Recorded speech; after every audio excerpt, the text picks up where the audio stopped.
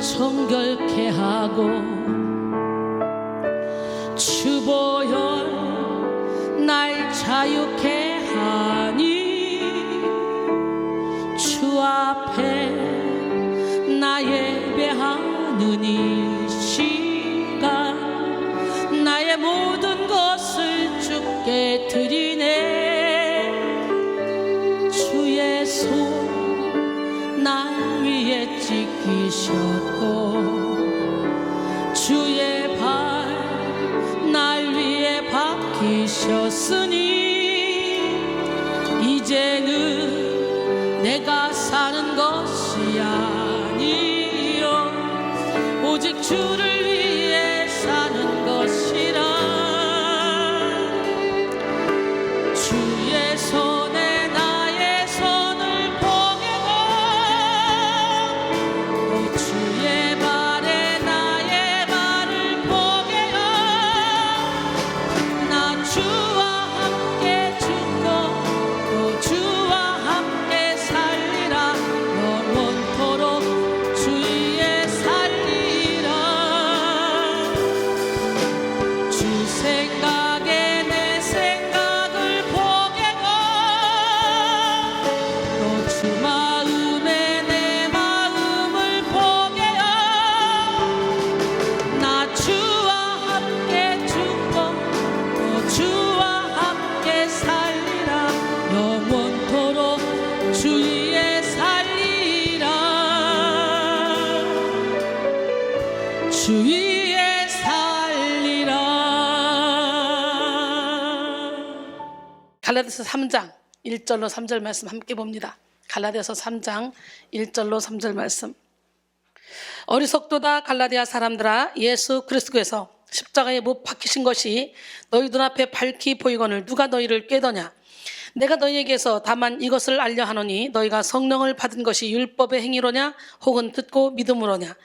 너희가 이같이 어리석으냐. 성령으로 시작하였다가 이제는 육체로 마치겠느냐. 이번 한 주간에는 성령이 주도하는 삶이라는 테마로 함께 은혜를 나눌 텐데요, 오늘 성령이 주도하는 최선이라는 제목으로 은혜를 나누길 원해요. 최선. 우리가 어떤 일에 최선을 다해도 성령의 인도를 따라 최선을 다해야지 향방 없이 최선을 다하면 열매가 없어요. 아무런 유익이 없어요. 오히려 더 심각해질 수 있어요. 오늘 초점 맞추는 우리 모두가 되기를 원합니다. 예, 성령이 주도하는 삶. 첫 번째 시간으로 뭐라고요? 시작. 성령이 주도하는 최선. 할렐루야. 예, 이 세상을 살아가는 사람들은요, 누구나 영의 지배를 받습니다.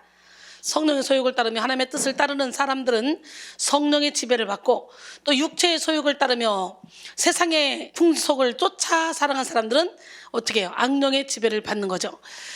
갈라디아서 5장 16절로 17절. 내가 이르노니 너희는 성령을 따라 행하라. 그리하면 육체의 욕심을 이루지 아니하리라. 육체의 소욕은 성령을 거스리고 성령은 육체를 거스리나니 이 둘이 서로 대적하므로 너희가 원하는 것을 하지 못하게 하려 함이라 그랬어요. 성령의 지배를 받을 때 우리의 인생은 하나님께 쓰임받는 의의 무기가 됩니다. 그러나 악령의 지배를 받을 때 우리의 인생은 마귀에 의해 사용되는 불의의 무기가 되겠죠. 그렇기 때문에 우리는 우리의 의지를 하나님께 내어드려야 돼요. 로마서 6장 12절로 14절. 그러므로 너희는 죄가 너희 죽을 몸을 지배하지 못하게 하여 몸의 사육에 순종하지 말고, 또한 너희 지체를 불의의 무기로 죄에게 내주지 말고 오직 너희 자신을 죽은 자 가운데서 다시 살아난 자 같이 하나님께 드리며 너희 지체를 의의 무기로 하나님께 드리라. 죄가 너희를 주장하지 못하리니 이는 너희가 법 아래 있지 아니하고 은혜 아래 있음이라 그랬어요. 할렐루야. 우리의 인생은 하나님께 쓰임받는 만큼 천국이 됩니다. 그러나 마귀에게 조종받는 만큼 지옥이 되겠죠. 그래서 우리의 의지를 하나님께 드리냐 마귀에게 주냐, 이거에 따라서 우리의 인생이 완전히 달라지는 거예요. 하나님의 영에 의해 인도받을 때 우리의 인생에는 의와 평강과 희락이 넘쳐나고 하늘로부터 오는 지혜와 능력이 충만하게 됩니다. 하나님의 나라는 먹고 마시는 것이 아니라 오직 성령 안에서 의와 평강과 희락이라고 했잖아요. 오늘 성령의 충만함을 받아서 이 땅에서 천국을 누리는 우리 모두가 되길 원합니다. 예, 그러나 마귀의 조종을 받을 때 우리의 인생은 많은 돈을 가져도 궁핍합니다. 많은 사람들과 어울려도 외롭습니다. 육체의 건강과 아름다움을 다 지녀도 초라해 보입니다. 속사람이 강건해야 겉사람도 강건해 보이는 거예요. 불의의 도교로 전락한 인생은 아무리 많은 공부를 해도 영원한 세계를 바라보지 못합니다. 파멸을 자초하는 미련한 삶을 살게 될 수밖에 없는 거예요. 그러므로 우리는 무엇보다도 성령 충만을 구하고 성령이 주도하는 삶을 살아야 돼요. 인생이 경험할 수 있는 최고의 승리는 성령이 주도하는 삶을 살 때 주어집니다. 헨리 블랙커비는 하나님이 어디서 일하고 계신지 잘 보고 그분께 동참하라.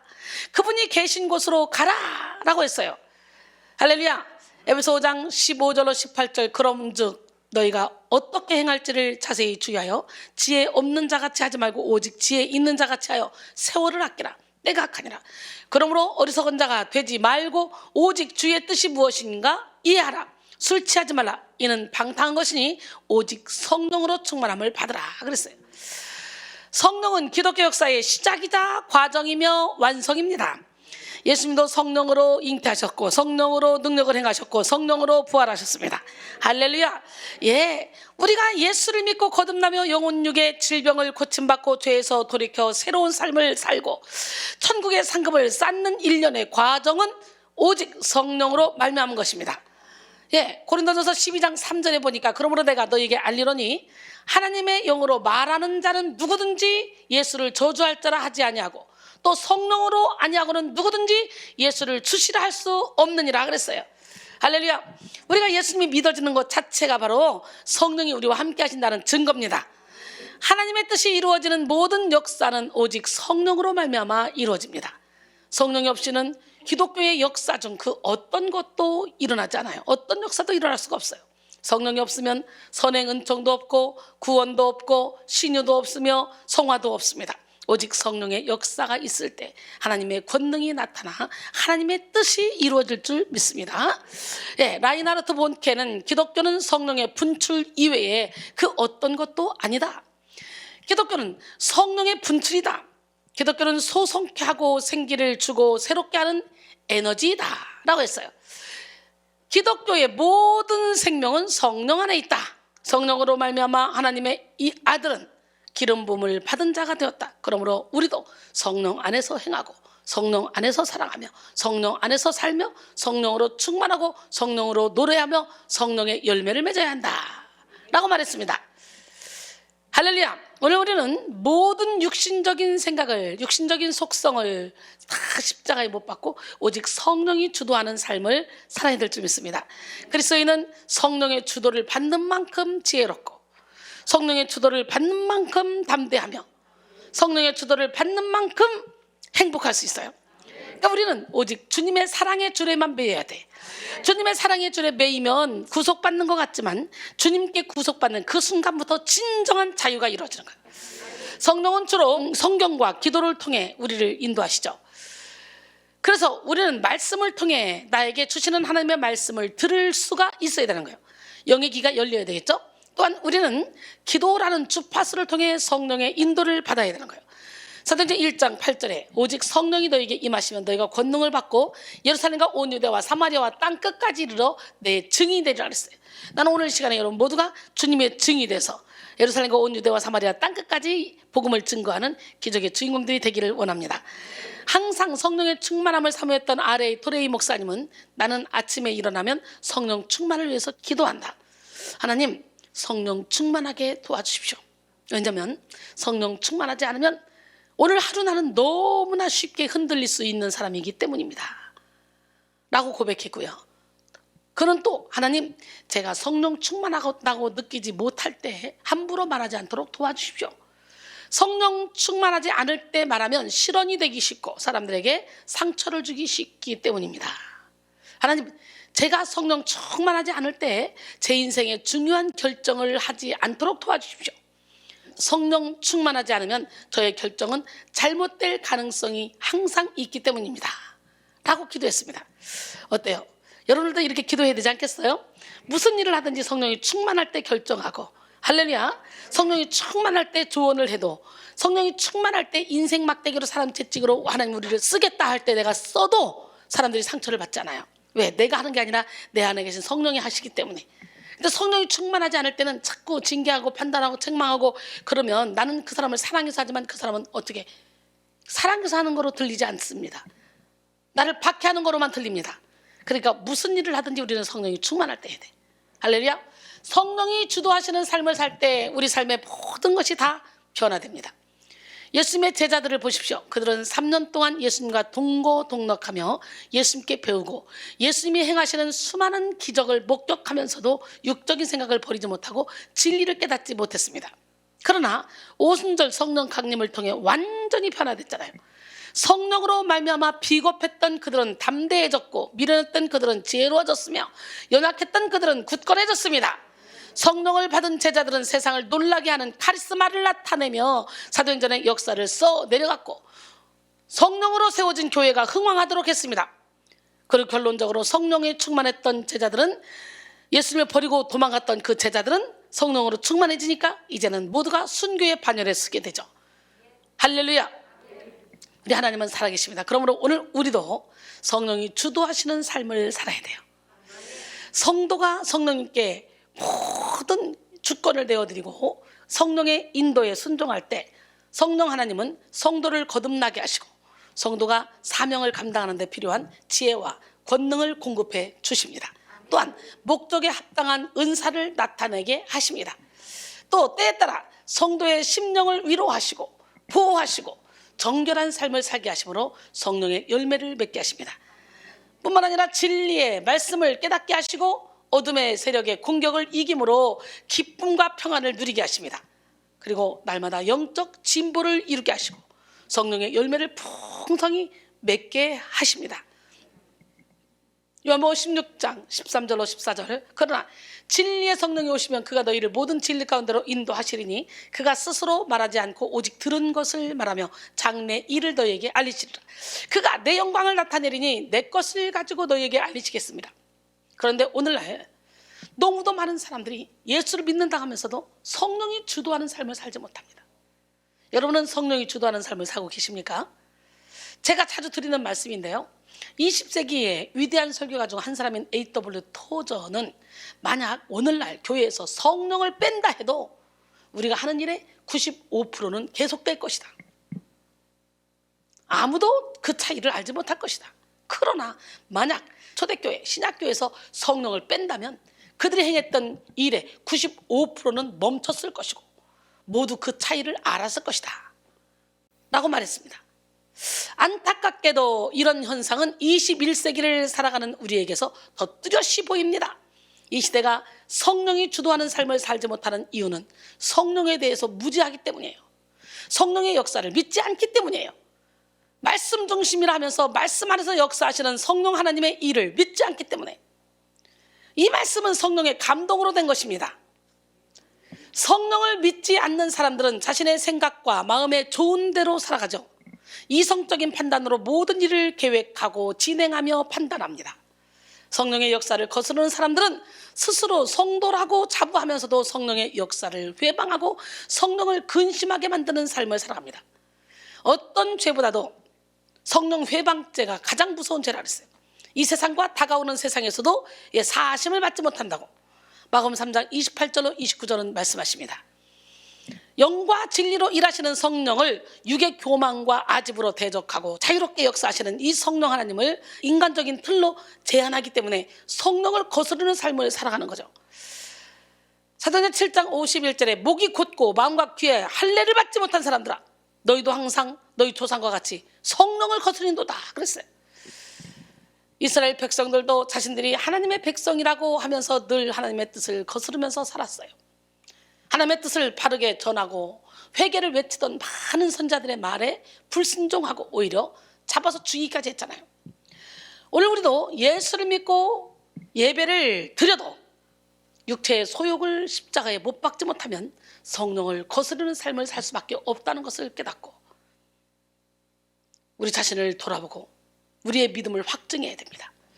찰스 스윈들은 그의 저서 성령의 품에 안겨라 를 통해 성령의 인도를 받기 위한 선결 조건을 4가지로 설명했습니다. 첫째로 성령의 인도를 받기 위해서는 예수 그리스도를 구주로 영접하고 그리스도인이 되어야 한다. 로마서 8장 13절로 15절, 너희가 육신대로 살면 반드시 죽을 것이로되 영으로서 몸의 행실을 죽이면 살리니 무릇 하나님의 영으로 인도함을 받는 사람은 곧 하나님의 아들이라. 너희는 다시 무서워하는 종의 영을 받지 아니하고 양자의 영을 받았으므로 우리가 아빠 아버지라 부르짖느니라 그랬어요. 할렐루야. 예수 그리스도를 구주로 영접하면 성령께서 내면에 임재하셔서 여러분의 삶에 필요한 모든 능력과 사랑, 지혜와 위로를 베푸십니다. 둘째로, 성령의 인도를 받기 위해 여러분은 영적인 지식을 겸비하고 지혜로운 자가 되어야 합니다. 하나님의 인도를 기상천외한 방식으로 해독하려 하는 사람들은 마냥 어리석어질 수밖에 없어요. 우리는 성령의 인도를 받기 위해 비일상적이고 초자연적인 영의 신비에도 눈을 떠야 하지만 동시에 성경 지식을 기반으로 한 여러 가지 평범한 상식에도 익숙해져야 되는 거예요. 셋째로, 성령의 인도를 받기 원한다면 진정으로 성령의 인도를 따를 결단을 해야 된다는 거예요. 요한복음 7장 17절에 사람이 하나님의 뜻을 행하려 하면 이 교훈이 하나님께로부터 왔는지 내가 스스로 말함인지 알리라 그랬어요. 성령의 인도를 구하면서 실상은 자기 욕심을 구하고 세상의 일을 쫓으면 성령이 주도하시는 삶을 살 수 없습니다. 우리는 다른 무엇보다도 하나님이 원하시는 일을 원해야 되고 성령의 인도를 존중해야 돼요. 하나님이 기뻐하시는 일을 기뻐해야 되고. 할렐루야. 넷째로, 성령의 인도를 받으려면 성령의 인도를 받기 위해서 기도해야 되고 성령의 역사와 박자를 맞춰가야 되는 거예요. 요한일서 5장 14절로 15절, 그를 향하여 우리가 가진 바 담대함이 이것이니 그의 뜻대로 무엇을 구하면 들으심이라. 우리가 무엇이든지 구하는 바를 들으시는 줄을 안즉 우리가 그에게 구한 그것을 얻은 줄을 또한 아느니라 그랬어요. 여러분, 조급한 마음으로 성령보다 앞서 나가거나 게으른 마음으로 늦장을 부리면 성령의 인도를 받을 수가 없어요. 우리는 성령이 주도하시는 삶을 살기 위해서 성령의 속도에 맞춰가야 됩니다. 성령이 서두르시면 우리도 서둘러야 되고 성령이 기다리시면 우리도 기다려야 돼요. 근데 우리는 성령보다 앞서가다가 내 맘대로 안 되니까 그냥 포기하고 좌절하잖아요. 테리 루퍼, 크리스 베이어스는 그들의 책 하나님의 속도에서, 하나님의 속도는 당신이 그분보다 앞서 나가지 않고 어리석은 결정으로 큰 피해를 입지 않도록 예방해 준다. 하나님의 속도를 안전지대로 보는 법을 배우라. 하나님은 우리 삶의 결정에 필요한 거룩한 속도를 유지하고 계시며 우리 모두는 그것을 분별하기 위하여 성령님이 필요하다. 그 거룩한 속도로 성령님은 우리를 거룩한 곳, 하나님의 뜻의 중심으로 인도하신다. 우리의 역할은 눈과 귀와 마음을 활짝 열고 주님을 기다리는 것이다 라고 말했습니다. 이 시간 여러분 모두가 성령의 생각에 여러분의 생각을 포개고 성령의 손에 여러분의 손을 포개어 성령이 주도하시는 삶을 살아가길 원합니다. 그래서 성령이 주도하는 최선을 다하고 성령이 주도하는 기도를 하며 성령이 주도하는 인격을 소유하는 우리 모두가 되길 원합니다. 성령이 주도하는 선택을 하고 성령이 주도하는 인내를 하며 성령이 주도하는 가치관을 겸비하는 우리 모두가 되기를 바랍니다. 주의 보좌로 나아갈 때 어떻게 나갈까요? 오직 우리는 주님의 보혈의 피를 힘입어 나가죠. 주의 손에 우리 손을 포개고 주의 눈에 우리 눈을 포개고 주의 귀에 우리 귀를 포개고 주의 마음에 우리 마음을 다 포개서 주님의 뜻이 내 뜻이 되고 내 뜻이 주님의 뜻이 돼서 이 땅에서 천국을 누리는 기적의 주인공들이 다 되기를 소원합니다.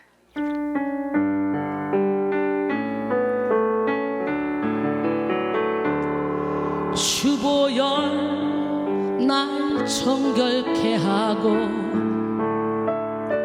주보혈 날 자유케 하니 주 앞에 나 예배하는 이 시간 나의 모든 것을 주께 드리네.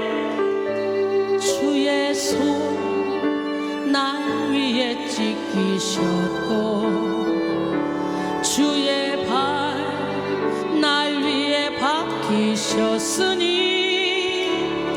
이제는 내가 사는 것이 아니요 오직 주를 위해 사는 것이라.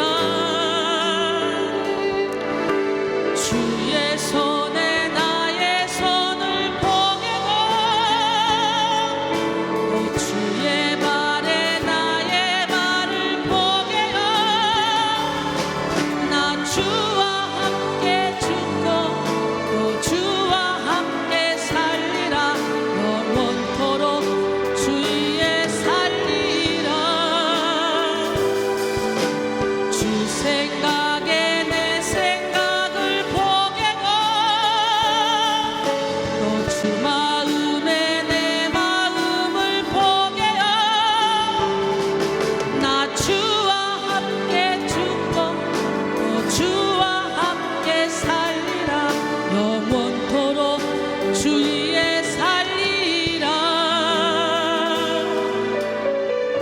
주 위에 살리라. 여러분 모두가 다 이번 한 주간 성령이 주도하는 삶에 대해서 말씀을 증거할 때 여러분 모두가 성령에 사로잡히는 복을 누리시길 원합니다. 오직 주님의 사랑의 줄에 매여서 주님의 뜻을 따라가는 우리 모두가 되시기를 원합니다.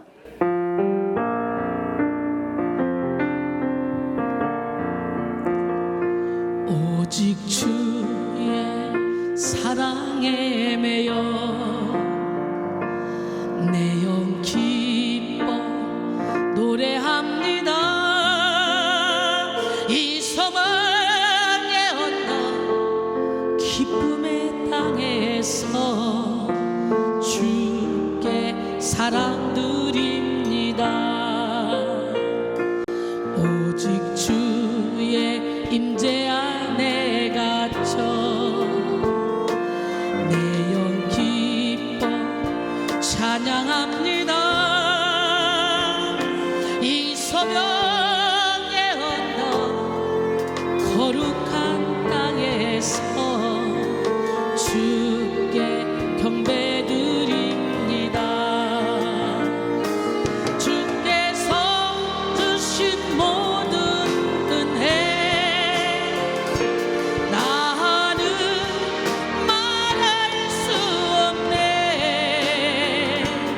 내 영혼 즐거이 주 따르렵니다. 주께 내 삶 드립니다. 주께서 주신 모든 은혜 나는 말할 수 없네. 내 영혼 즐거이 주 따르렵니다. 주께 내 삶 드립니다. 주께 내 삶 드립니다.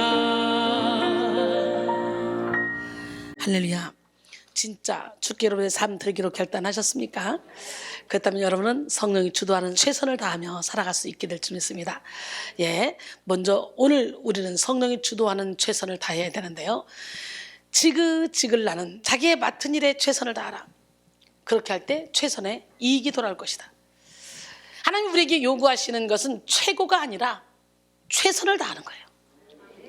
최고는 비교 속에서 정해지는 것이고 최선은 자기 내면 속에서 확정되어지는 것입니다. 하나님 앞에서 최선을 다하는 삶은 성결과 맥을 같이 합니다. 앤드류 머레이는 자신의 책 하나님을 위한 나의 최선에서 우리의 최선, 즉 우리의 최고의 순종은 거룩함을 이루는 것이다 라고 말합니다. 성령이 주도하는 최선은 우리를 거룩한 성결에 이르게 합니다. 최선을 다하는 마음은 깨끗한 마음으로 주님만을 사랑하는 것이고 최선을 다하는 행실은 순수한 동기와 뜨거운 열정으로 주님의 뜻에 열중하는 것입니다. 신명기 6장 4절 5절 이스라엘아 들으라. 우리 하나님 여호와는 오직 유일한 여호와시니 너는 마음을 다하고 뜻을 다하여 힘을 다하여 내 하나님 여호와를 사랑하라 그랬어요. 할렐루야. 이렇게 마음을 다하고 뜻을 다하고 힘을 다하여 하나님을 사랑하는 것이 최선을 다하는 거예요. 내가 가진 거, 내가 가진 재능, 내가 할 수 있는 거 거기에 대해서만 최선을 다하면 되는 거야. 남하고 비교하지 말고. 결국 하나님 앞에 최선을 다하는 삶에는 동기의 성결, 과정의 성결, 목적의 성결이 이루어지고 사랑의 성결, 열정의 성결, 충성의 성결이 이루어집니다.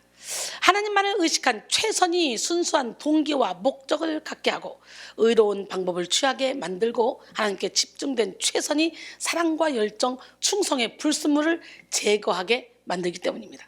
이 시간 우리는 최선을 다한 삶으로 하나님을 기쁘시게 하되 성령이 주도하는 최선을 다해야 합니다. 성령이 주도하는 최선을 다할 때 진정한 자유와 만족을 누릴 수가 있습니다. 유명한 조각가 미켈란젤로가 시스틴 테플에서 교회당의 천정 벽화를 손수 그리고 있었습니다. 그 천정은 까마득히 높았기 때문에 그 아래서는 사실 천정의 모습이 한눈에 정확하게 파악되지는 않았어요. 그래도 그는 이 천정의 벽에 가까이 붙어서 선 하나하나를 정성을 다해서 그리고 있었어요. 이 광경을 물끄러미 바라보던 친구 한 사람이 다음과 같이 말했습니다. 여보게, 여기서는 아무것도 보이지 않네. 그냥 적당히 해두고 내려오게나. 그러자 미켈란젤로는 천정에서 그 친구를 향해서 이렇게 말합니다. 여보게, 이 그림을 다 그린 후에 이 그림의 성과가 어느 정도인가를 제일 잘하는 사람이 누구라고 생각하는가? 그야 자네겠지. 맞네. 내가 알고 하나님이 아시는 한 나는 최선 이하로 일을 할 수가 없네. 멋지지 않습니까? 야, 제가 미켈란젤로 동생인가 봐. 저는 무슨 일 해도 최선을 다합니다. 우리의 최선을 바라시는 하나님은 우리가 우리의 전부를 가지고 하나님을 섬기기를 바라십니다. 그리고 최선을 다하는 삶을 통해 영적인 진보를 이루기를 바라십니다. 처음보다 더 열정적이기를 바라시고 더 성숙하기를 바라십니다. 어제보다 더 성실하고 더 정직하며 더 지혜롭기를 원하십니다. 그러므로 우리는 날마다 우리의 내면에 집중하며 하나님이 우리에게 주신 능력을 다해서 하나님의 뜻을 이루기 위해 최선을 다해야 돼요. 하나님께서 주신 사명에 몰입하여 하나님의 뜻을 이루기 위해 시간, 물질, 노력, 에너지를 낭비하지 않고 효율적으로 써야 합니다. 그런데 많은 사람들이요, 여러 가지 산만한 생각과 불필요한 욕심으로 인해서 하나님이 주신 사명에 집중하지 못해요. 그리고 최선을 다하지 못하는 자신의 모습을 깨닫지 못한 채 자신이 하나님의 일에 성실하지 못하고 탁월하지 못한 것의 원인이 무능력에 있다고 생각합니다. 아니면 자기가 성실하지도 못하면서 자신은 최선을 다했다고 착각하기도 하죠. 사탄은 성도로 하여금 무능력을 핑계로 삼아 아무것도 하지 못하는 존재로 만들어버립니다. 성도는 자신 스스로 무능하다 느끼는 순간 그 생각에 속아 점점 게으름과 안일함에 빠져 자신의 인생을 송두리째 빼앗기게 됩니다. 그래서 더욱 사단은 성도를 무능으로 묶어 아무 의미 없는 삶을 살게 하기 위해 무능함으로 공격합니다. 그러면 우리는 반드시 무능력을 핑계 삼아 만드는 사탄의 계략을 물리쳐야 돼요. 하나님은 우리를 무능하게 창조하신 적이 없어요. 오늘 우리는 우리의 문제가 힘이 없는 데 있지 않고 최선을 다하지 않는 데, 힘을 집중하지 않는 데 있다는 걸 알아야 돼요. 진정으로 최선을 다하면 하지 못할 일이 없습니다. 아주 작은 일이라도 최선을 다하는 것이 아름답고 최선을 다할 때 사람에게도 하나님께도 감동이 되는 거예요. 하나님은 최선을 다하는 영의 사람에게 하늘의 능력을 부으시고 그를 통해 하나님의 뜻을 이루십니다. 역대하 16장 9절, 여호와의 눈은 온 땅을 두루 감찰하사 전심으로 자기에게 향하는 자들을 위하여 능력을 베푸시나니. 아멘. 오늘 우리는 하나님 앞에 최선을 다해야 돼. 성령이 주도하는 최선을 다해야 돼. 최선 중에는 성령이 주도하는 최선도 있지만 악령이 주도하는 최선도 있습니다. 천국으로 향하는 최선도 있지만 지옥으로 향하는 최선도 있습니다. 그러므로 우리는 최선을 다해야 돼. 최선의 동기와 원천을 분별해야 됩니다. 오늘 본문이 속해 있는 갈라디아서는 바울이 1차 전도 여행 중에 개척한 갈라디아 교회에 보낸 편지입니다. 사도 바울은 오늘 본문을 통해 갈라디아 교회 성도들에게 편지하면서 그들의 최선이 성령으로 시작했다가 육체로 마치게 되지 않도록 경고했습니다. 할렐루야. 너무도 많은 사람들이 최선이 성령으로 시작했다가 육체로 마치는 경우가 참 많습니다. 오늘 갈라디아서 3장 1절로 3절이 본문이죠. 어리석도다 갈라디아 사람들아, 예수 그리스도께서 십자가에 못 박히신 것이 너희 눈앞에 밝히 보이거늘 누가 너희를 꾀더냐. 내가 너희에게서 다만 이것을 알려 하노니 너희가 성령을 받은 것이 율법의 행위로냐 혹은 듣고 믿음으로냐. 너희가 이같이 어리석으냐. 성령으로 시작하였다가 이제는 육체로 마치겠느냐 그랬어요. 처음에 성령 충만을 받아봐. 미친 듯이 기뻐. 눈에 뵈는 게 없어. 그래가지고 밤이든 낮이든 시도 때도 없이 미친 듯이 기도하고 찬양하고 예배 드리면서 하나님을 기쁘시게 하는 일에 최선을 다합니다. 열심히 전도합니다. 그래서 점점점 믿음이 떨어지다 보면 언제 그런 열심히 내게 있었는지 몰라. 그래서 성령으로 시작했다가 육으로 맞추는 사람 참 많습니다. 열심히 교회에서 충성 봉사하다가 실족에 넘어져서 교회도 안 다니는 사람들도 많잖아요. 여러분은 절대로 사람을 보고 실족하면 안 돼요. 오로지 하나님 한 분만 바라보고 달려가야 돼. 하나님만 알아주시면 되는 거예요. 당시 갈라디아 교회에는 예수 그리스도의 십자가 복음을 받아들여 믿음으로 세워진 성도들이 많았습니다. 그런데 교회 내부로 간교하게 들어온 거짓 교사들이 예수 그리스도의 십자가가 불충분하다고 가르치기 시작하므로 성도들의 신앙이 흔들리게 됐습니다. 거짓 교사들은 오직 믿음으로만 구원받는 게 아니라 믿음과 더불어 할례를 받고 율법을 지켜야 한다고 가르쳤습니다. 그들의 가르침은 복음을 변질시켰고 십자가 외에 육체 행위를 부각시켰습니다. 육체 행위를 부각시킨 다른 복음은 결국 십자가의 불완전성을 주장하는 이단입니다. 근데 어리석은 교인들은 가만히 들어온 거짓 선자들의 이 가르침에 넘어가서 육체 행위로 구원을 완성하려는 모습을 보였습니다. 그래서 전적으로 성령의 인도를 따르지 않고 인간적인 노력, 공로, 자격, 의로 구원을 이루려고 했던 거죠. 오늘 우리는 육체의 공로를 강조하며 십자가의 완전성을 부인하는 사탄의 가르침을 분별하고 오직 십자가, 오직 성령을 의지하는 신앙을 소유해야 합니다. 성령을 의지하기만 하면 그리스도 예수의 사람들은 육체와 함께 그 정욕과 탐심을 이미 십자가에 못 박아버렸기 때문에 우리는 그 십자가만 의지하면 돼요. 그러면 우리가 성령으로 살아야 돼. 성령으로 살면 또 성령으로 행한다는 거예요. 그러니까 헛된 영광을 구하여 서로 노엽게 하거나 투기하지 말라고 갈라디아서 5장 24절로 26절은 말씀하십니다. 갈라디아서 6장 14절에 보니까 그러나 내게는 우리 주 예수 그리스도의 십자가 외에 결코 자랑할 것이 없으니 그리스도로 말미암아 세상이 나를 대하여 십자가에 못 박히고 내가 또한 세상을 대하여 그러하니라 그랬어요. 참으로 우리가 성령이 주도하는 삶을 살기 위해서는요, 나의 노력만이 전부라는 생각을 다 버려야 돼. 주님의 능력이 나의 노력을 주관하실 때에 열매 맺는 최선을 이룰 수 있습니다. 기도하기 위해 노력하고, 말씀 읽기 위해 노력하고, 예배 드리기 위해 최선을 다해 노력했다면 하나님께 맡길 수도 있어야 되는 거예요. 오늘 시간에 맡깁시다. 나의 열심과 나의 노력만 붙들고 있는 것이 아니라 모든 것을 주관하시는 하나님께 맡겨드릴 때 우리는 육체로 마치는 최선이 아닌 성령이 주도하시는 최선의 삶을 살아갈 수가 있는 거예요. 세상이 나를 내어 십자가에 못 박혔다라는 말은 지금까지 바울과 세상이 서로 완전히 격리된 상태임을 이미 과거에, 즉 바울이 그리스도를 만났을 때 세상이 완전히 바울에 대하여 죽었고 또한 그 결과로 지금까지 바울과 세상이 서로 완전히 격리된 상태임을 나타내는 것입니다. 여러분이 뜨겁게 주님을 체험해봐요. 그러면 세상과 완전히 격리됩니다. 세상을 향했던 이 모든 가치관이 하나님께로 향하게 됩니다. 육신의 정욕, 안목의 정욕, 이생의 자랑만 쫓아갔던 삶이 이제는 그 삶이 하나도 재미가 없어요. 예수 안에서 말씀 들으며 예배 드리며 하나님이 기뻐하시는 하나님 사랑, 영혼 사랑, 이웃 사랑을 실천하는 그 삶이 가장 보람 있고 가장 행복한 거예요. 그러니까 가치관이 완전히 다른 거예요. 제가 완전히 세상 것이 순식간에 배설물로 여겨졌잖아요.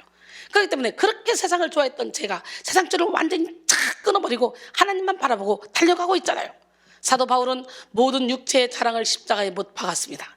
사실 사도 바울은 육신적인 면에서도 자랑거리가 많은 사람이에요. 그는 먼저 혈통적 혹은 가문적으로 뛰어난 사람입니다. 빌립보 3장 5절로 6절 보니까 나는 8일 만에 할례를 받고 이스라엘 족속이요 베냐민 지파요 히브리인 중에 히브리인요 율법으로는 바리새인요 열심으로는 교회를 박해하고 율법의 의로는 흠이 없는 자라 그랬어요. 바리새인은 당시 예루살렘 귀족을 가리키는 계층이었습니다. 그들은 돈도 있고 명예도 있고 권력도 있고 영향력도 있는 그런 사람들이었죠. 그리고 그는 가말리엘 문화생이었어요. 이것은 당대 최고의 학부를 졸업한 것을 말합니다. 한마디로 하버드 대학을 나왔다, 서울대를 나왔다 이 얘기예요. 그는 학문적으로도 뛰어난 실력을 가지고 있었어요. 사도행전 22장 3절에 나는 유대인으로 길리기아 다소에서 났고 이성에서 자라 가말리엘의 문화에서 우리 조상들의 율법에 엄한 교훈을 받았고 오늘 너희 모든 사람처럼 하나님께 대하여 열심히 있는 자라 그랬어요. 거기다가 그는 로마 시민권까지 가지고 있었어요. 이렇듯 바울은 골고루 자격과 실력을 갖춘 사람이에요. 부족한 것이 없는 사람, 흠잡을 데 없는 사람, 육적인 것을 자랑하자면 얼마든지 자랑할 수 있는 사람입니다. 그러나 예수 그리스도를 믿고 난 후에는 이 모든 것을 싹 다 배설물로 여긴다고 했어요. 그리고 육적인 자랑에 대해서는 어리석은 자랑이라고 말했습니다. 빌립보 3장 7절로 9절. 그러나 무엇이든지 내게 유익하던 것을 내가 그리스도를 위하여 다 해로 여길 뿐더러 또한 모든 것을 해로 여기면 내 주 그리스도 예수를 아는 지식이 가장 고상하기 때문이라. 내가 그를 위하여 모든 것을 잃어버리고 배설물로 여기면 그리스도를 얻고 그 안에서 발견되려 함이니 내가 가진 의는 율법에서 난 것이 아니요 오직 그리스도를 믿음으로 말미암은 것이니 곧 믿음으로 하나님께로부터 난 의라 그랬어요. 할렐루야. 여러분, 이 고백이 여러분의 고백이 돼야 돼. 은혜 충만하고 성령에 충만해서 영적인 세계 깊이 들어가 봐. 이 고백이 저절로 나와요. 저도 막 은혜를 받고 나서 이 고백을 했잖아요. 이 고백을 하고 나니까 세상에 그렇게 잘 나가던 모든 세상 일들을 다 놓게 되고 하나님 나라 확장을 위해 영혼 살리는 일에 나의 시간 물질 노력을 다 투자해서 생명 걸고 달려가게 되더라고요. 육적인 자랑거리를 버리지 못하면 사탄에게 쉽게 미혹됩니다. 육적인 자랑거리를 가지고 있으면 육적인 자랑거리들이 어둠의 영을 불러들입니다. 세상을 사랑하는 하나님과 원수되는 마음이 어둠의 영과 짝하여 진리를 사랑하는 일에는 게을러지고 세상을 사랑하는 마음이 높아져 교만하게 되는 거죠. 그래서 야고보서 4장 4절 5절 가늠한 여인들아 세상과 벗된 것이 하나님과 원수됨을 알지 못하느냐? 그런즉 누구든지 세상과 벗이 되고자 한 자는 스스로 하나님과 원수되는 것이니라 그랬어요. 우리 안에 계신 성령이 시기하기까지 우리를 사모한대요. 그렇기 때문에 오늘 우리는 세상과 벗이 되고자 하는 그 마음을 하나님께 내어드리고 진짜 세상과 나는 간 곳이 없고 오직 구속한 주만 보여야 돼요. 예수로 나의 구주를 진짜 삼아봐. 너무도 많은 사람들이 예수를 나의 구주로 완전히 삼지 못하고 그냥 양다리를 걸치고 살기 때문에 하나님 안에서 이 참된 평안을 누리지 못하고 하나님 주시는 이 엄청난 기쁨을 평강을 누리지 못하는 거예요. 그리고 세상 것을 배설물로 여기지 못하는 거예요. 세상 것이 모두가 다 배설물로 여겨질 때 우리는 이 땅에 살아도 천국에 사는 거예요. 제가 요즘 계속 얘기하는데 탄광 안에 그 갱 안에 너무너무 아름다운 하얀 예쁜 꽃이 피어 있더라는 거예요. 아니 탄가루가 계속 날리고 탄이 왔다 갔다 하는데 어떻게 이런 탄광 안에 이런 꽃이 필 수가 있습니까? 라고 물으니까 하는 소리 탄가루를 거기다 뿌려보쇼. 뿌렸더니요 이 꽃잎파리가 너무 매끄러워서 탄가루가 그냥 흘러내리더라는 거지. 그런 것처럼 우리가 이 어두운 세상, 혼란스러운 세상, 더러질 수밖에 없는 이 악한 세상, 사탄마귀가 주장하는 이 세상 가운데 있다 할지라도 이 세상 신인 사탄이 여기서 세상을 다스린다 할지라도 이리 봐도 저리 봐도 저리 봐도 다 육적인 사람이라 할지라도 우리가 성령의 기름 부음을 강하게 받고 성령이 충만하면 우리에게 아무리 오물이 와도 어떻게 해요? 그냥 흘러 씻겨 내려가는 거예요. 우리에게 붙어있을 수가 없는 거예요. 그러니까 여기서도 정결하게 살아갈 수 있는 거예요. 그러니까 우리는 매일매일 정결하게 하는 샘물에 씻음 받아야 되고 매일 생수로 씻음 받아야 되고 성령의 불로 태움 받아야 되고 할렐루야. 매일매일 하나님의 성령을 의지해야 될 줄로 믿습니다. 오늘 우리는 모든 육체의 자랑을 십자가에 못 받고 오직 성령의 인도를 받아야 됩니다. 바울은 오늘 본문을 통해 거짓 복음에 미혹된 갈라디아 교인들을 꾸짖고 성령으로 시작한 일을 육체로 마치지 말라고 당부했죠. 성령의 인도함이 아니라면 모든 것이 다 헛되기 때문이에요. 고린도전서 2장 4절 5절 내 말과 내 전도함이 설득력 있는 지혜의 말로 하지 아니하고 다만 성령의 나타나심과 능력으로 하여 너희 믿음이 사람의 지혜에 있지 아니하고 다만 성령의 능력에 있게 하려 함이라 그랬어요. 여러분 아덴에서 복음을 전할 때 열심히 자기 지식을 철학을 가지고 전했는데 몇몇 명밖에 복음을 받지 않고 나머지 다 조롱하고 실패를 봤어요. 그러니까 고린도로 건너와서는 사도 바울이 이렇게 고백을 하는 거예요. 나는 다른 거 다 필요 없어. 십자가만 자랑할 거야. 성령의 능력으로 나는 일을 할 거야. 할렐루야. 육체의 일은 언제나 한계에 부딪힙니다. 육체의 일은 시간의 한계, 능력의 한계, 지식의 한계, 건강의 한계, 정서의 한계, 모든 죽음의 한계까지 부딪혀서 고갈되는 때를 맞이하고 결국 낙심과 절망의 순간에 도래하게 되죠. 하지만 성령의 일에는 한계가 없어요. 성령으로 행하는 모든 일에는 한데 충만한 지혜와 사랑, 능력이 임하여 기쁨과 자유가 한이 없습니다. 기쁨과 자유가 한이 없는 삶을 살기로 합니다. 주님이 주시는 파도 같은 사랑, 주님이 주시는 그 솟아나는 기쁨, 여러분 영혼 깊은 곳에 넘쳐나기를 원합니다.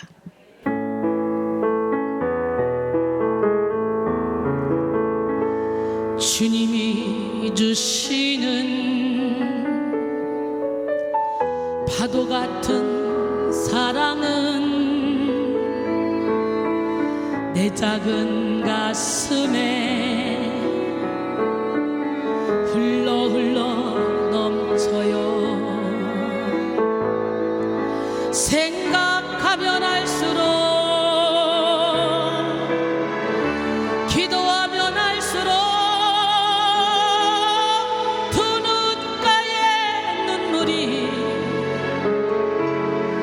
터질 것만 같아요. 주님의 사랑은 한없이 크셔라. 우리의 영혼에 한 줄기 빛이여라.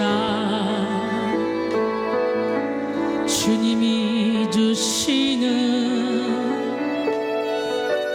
솟아나는 기쁨은 내 작은 가슴에 샘물처럼 솟아요. 생각하면 할수록, 기도하면 할수록 두 눈가에 눈물이 터질 것만 같아요.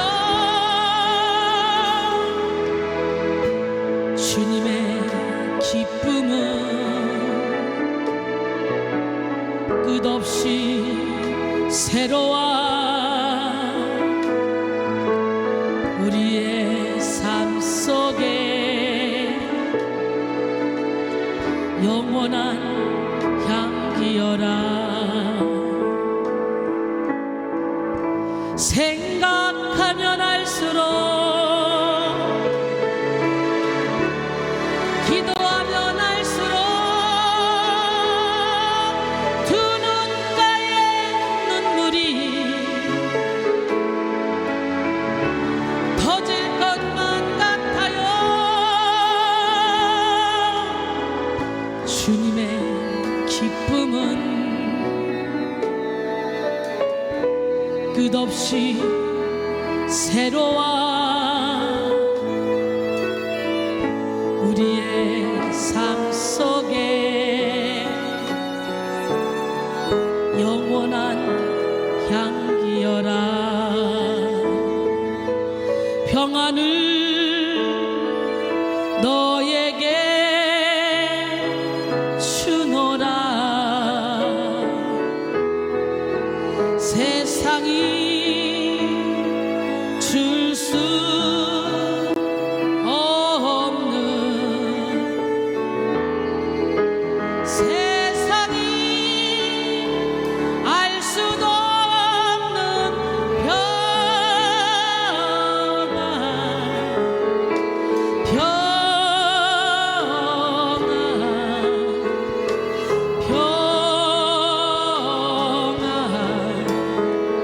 평안을 내게 주노라. 기쁨을 너에게 주노라. 세상이 줄 수 없는, 세상이 알 수도 없는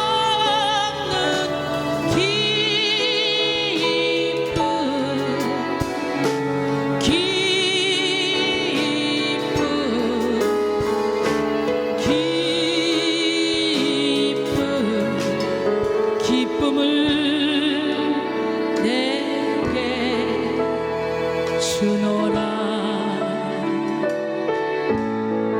치료를 너에게 주노라.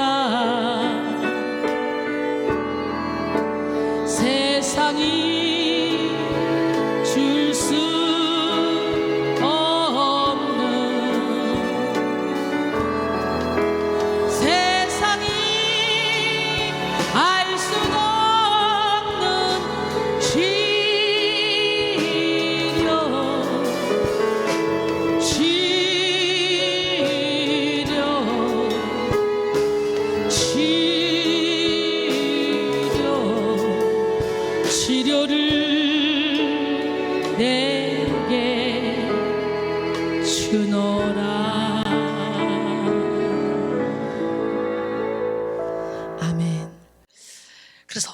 성령이 주도하시는 최선의 삶을 사는 사람에게는 이렇게 치료를 주시고 무한한 기쁨을 주시고 능력을 주시고 무한한 에너지가 넘치게 만들어 주십니다. 이사야 40장 28절로 31절 너는 알지 못하였느냐 듣지 못하였느냐 영원하신 하나님 여호와 땅끝까지 창조하시는 이는 피곤하지 않으시며 곤비하지 않으시며 명철이 한이 없으시며 피곤한 자에게는 능력을 주시며 무능한 자에게는 힘을 더하시나니 소년이라도 피곤하며 곤비하며 장종이라도 넘어지며 쓰러지되 오직 여호와를 앙망하는 자는 새 힘을 얻으니 독수리가 날개치며 올라감 같은 것이요 다른 박질하여도 곤비하지 아니하고 걸어가도 피곤하지 아니하노라. 할렐루야. 오늘 주를 앙망하는 자에 주시는 새 힘을 한번 받아볼까요? 함께 찬양합니다. 오랜만에 주를 앙망하는 자 올라가 올라가 독수리같이 모든 싸움 이기고 근심 걱정 벗어는 올라가 올라가 독수리같이 주 앙모하는 자 주 앙모하는 자 주 앙모하는 자 그 강건하리라. 주를 앙모하는 자 걸어가 걸어가 이곳 지나네 길을 잃은 양떼를 두루 찾아다니며 걸어가 걸어가 이곳 지나네 주 앙모하는 자 주 앙모하는 자 주 앙모하는 자 늘 강건하리라. 주를 앙모하는 자 달려가 달려가 이곳 지나네 천성문을 향하여 면류관을 얻도록 달려가 달려가 이곳 지나네 주 앙모하는 자 주 앙모하는 자 주 앙모하는 자 늘 강건하리라. 주를 앙모하는 자 올라가 올라가 독수리같이 은혜 안에 뛰놀며 주의 영광 보리라. 올라가 올라가 독수리같이 주 앙모하는 자 주 앙모하는 자 주 앙모하는 자 늘 강건하리라. 주를 앙모하는 자 올라가 올라가 독수리같이 모든 싸움 이기고 근심 걱정 벗어는 올라가 올라가 독수리같이 주 앙모하는 자 주 앙모하는 자 주 앙모하는 자 늘 강건하리라. 아멘. 성령이 주도하는 최선의 삶을 사는 사람들은 모든 일을 성령님께 맡기고 자연스럽고 즐겁게 살아갑니다. 여러분, 이들은 모든 것을 하나님께 맡기고 성령의 인도를 받게 되는데요, 최상의 결과를 얻을 수 있죠. 그러니까 당연히 오늘 시간에 나는 여러분 모두가 다 최선의 결과를 얻는 기적의 주인공들이 되기를 원하며 하나님께 성령의 주도를 받는 삶을 살기를 원합니다. 그래서 자신의 경험과 지혜를 동원하기보다 성령의 인도에 민감하게 반응하고 자신의 삶에 성령의 역사를 방해하는 죄가 역사하고 있지 않은지 주의 깊게 살핍니다. 뿐만 아니라 성령이 주도하는 최선의 삶을 사는 사람은 사람의 평가에 집착하지 않습니다. 자기 의를 내세우지도 않아요. 이들은 언제나 하나님의 뜻에 맞추기를 힘쓰고 하나님의 평가에 귀를 기울입니다. 그러나 성령의 인도를 받지 않는 사람들은요, 사람의 인정에 매달려요. 그래서 윌리엄 제임스는 사람은 누구나 인정받고 싶은 본능이 있다라고 했습니다. 갈라디아서 1장 10절에 이제 내가 사람들에게 좋게 하랴 하나님께 좋게 하랴 사람들에게 기쁨을 구하랴 내가 지금까지 사람들에게 기쁨을 구하였다면 그리스도의 종이 아니니라 그랬어요. 오늘 우리는 최선을 다하되 육의 힘으로 하는 최선이 아니라 성령이 주도하는 최선을 다해야 합니다. 성령이 주도하는 최선을 다하는 사람은 결코 스트레스를 받지 않습니다. 바쁘게 많은 일을 한다 해도 신경이 곤두서지도 않습니다. 성령 안에 머물러 최선을 다하는 사람은 먼저 하나님이 주시는 여유를 즐길 수 있기 때문이죠. 우리는 삶의 주권을 하나님께 맡긴 만큼, 하나님을 신뢰하는 만큼 삶의 여유를 가질 수 있습니다. 성령이 주도하시는 최선은 하나님의 은혜라는 공간에서 이루어집니다. 은혜는 자격 없는 자에게 조건 없이 허락하시는 하나님의 사랑이요 용서이며 자비입니다. 이런 하나님의 은혜를 동기로 최선을 다하는 사람은 무슨 일을 하든지 은혜로 여깁니다. 하나님이 자신에게 일을 맡겨주시고 자신을 사용해 준다는 그 자체 하나만으로도 감사하며 만족하며, 여러분 모두가 감사의 문이 활짝 열리기 원합니다. 그러면요 시종일관 감사하게 돼요. 감사할 조건을 하나 찾기 시작해봐. 다 감사해, 다 감사. 근데 불평할 조건을 하나 찾아봐. 다 불평할 것밖에 생각이 안 나. 나는 여러분 모두가 다 하나님 안에서 기뻐하며 즐거워하며 살아가기로 합니다. 고린도전서 15장 8절로 10절. 맨 나중에 만삭되지 못하여 난 자 같은 내게도 보이셨느니라. 나는 사도 중에 가장 작은 자라.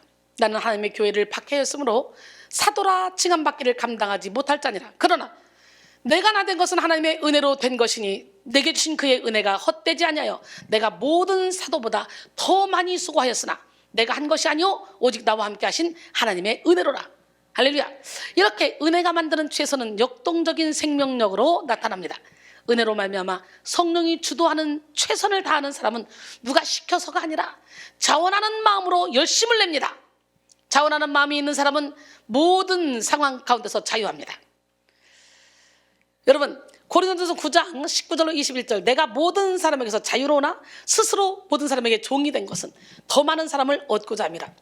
유대인들에게 내가 유대인과 같이 된 것은 유대인들을 얻고자 하며 율법 아래에 있는 자들에게는 내가 율법 아래에 있지 아니하나 율법 아래에 있는 자 같이 된 것은 율법 아래에 있는 자들을 얻고자 하며 율법 없는 자에게는 내가 하나님께는 율법 없는 자가 아니요 도리어 그리스도의 율법 아래에 있는 자이나 율법 없는 자와 같이 된 것은 율법 없는 자들을 얻고자 함이라.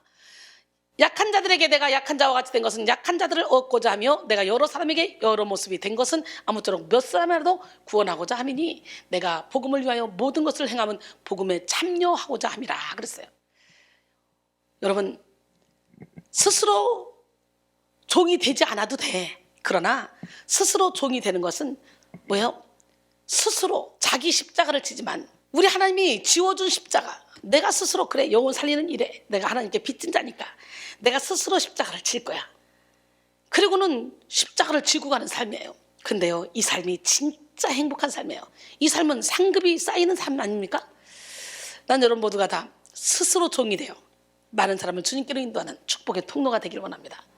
성령이 주도하시는 최선의 삶을 살아가는 사도 바울은 복음을 위해 스스로 종되는 것을 주저하지 않죠.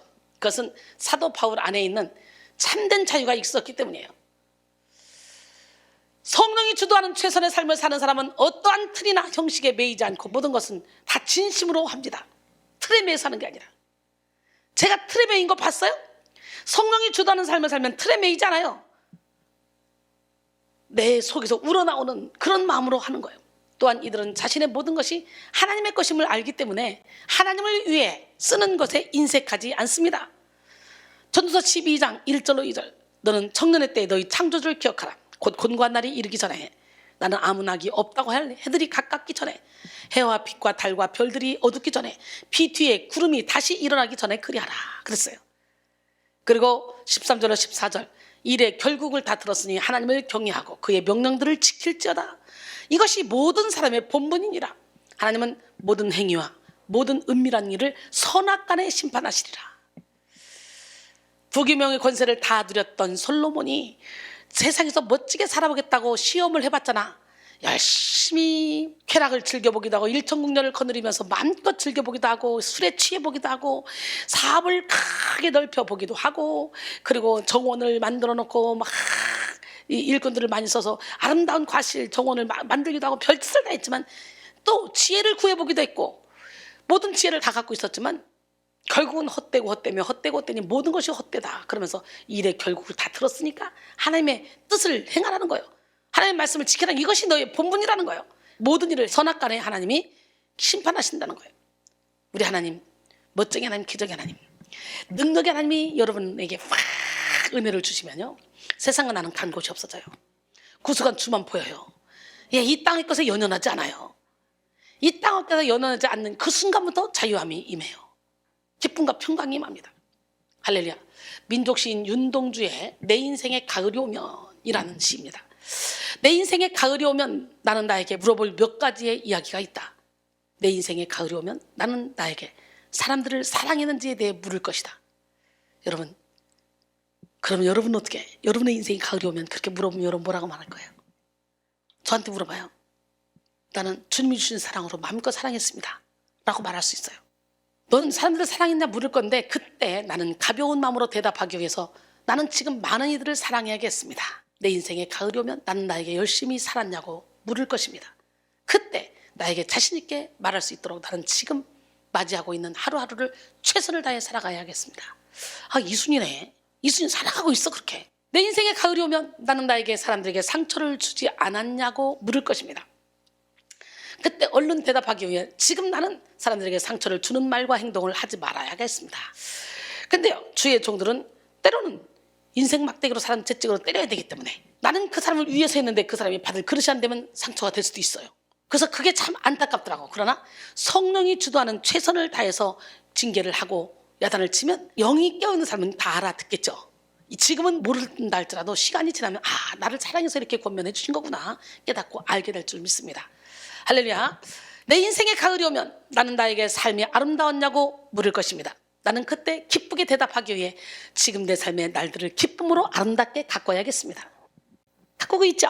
내 인생에 가을이 오면 나는 나에게 어떤 열매를 얼마만큼 맺었냐고 물을 것입니다.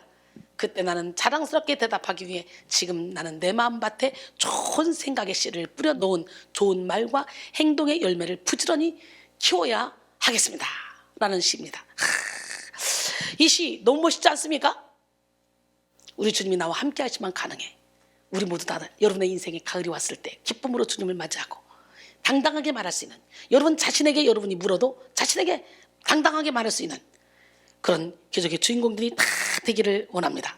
할렐루야. 멋쟁이 하나님은 누구 하나님? 진짜 사실 하나님은 우리의 재물이나 재능이 필요하신 분이 아니에요. 하나님이 우리에게 사명을 맡기고 일을 주시는 것은 사랑을 위한 거예요. 사랑을 위한 것.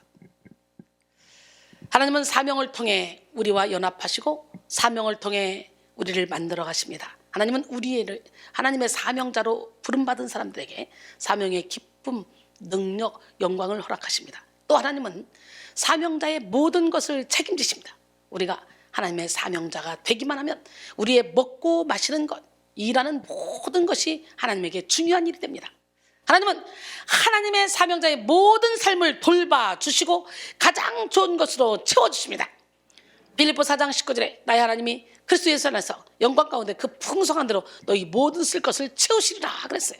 하나님은 사명자를 천국의 상속자로 삼아주시고 당당하고 떳떳하게 천국의 권세와 영광을 누리게 하십니다. 로마서 8장 17절에 자녀이면 또한 상속자, 곧 하나님의 상속자여 그리스도와 함께한 상속자니 우리가 그와 함께 영광을 받기 위하여 고난도 함께 받아야 할 것이니라 그랬어요. 그러므로 우리는 하나님이 맡겨주신 일에 감사함으로 최선을 다하되 오직 성령의 인도를 받는 최선을 다해야 됩니다. 그래서 우리의 최선이 성령으로 시작했다가 육체로 마치는 최선이 되지 않기 위해서 우리는 어떻게 해야 되냐면 비교의식을 버려야 돼. 뭘 버려야 돼? 우리는 비교의식을 버리고 창조의식을 가져야 돼. 공동체의식을 가져야 돼. 모차르트, 살리에르 이 두 사람은요, 참 음악가죠. 모차르트와 살리에르를 비교해보면 아마데우스라는 영화를 보면 거기에 두 인물 볼프강 아마데우스 모차르트와 살리에르라는 궁중 악사가 나오죠. 살리에르도 그 당시 뛰어난 작곡가로서 모차르트 못지않게 실력이 있었습니다. 아주 명성이 자자했죠. 그러나 그는 질투에 눈이 멀어버렸어요. 자기가 아무리 노력해도 며칠 밤을 새워서 쓴 곡도 모차르트가 장난으로 극적거린 그 곡보다 못한 것을 보고 그는 질투심에 가득 찼습니다.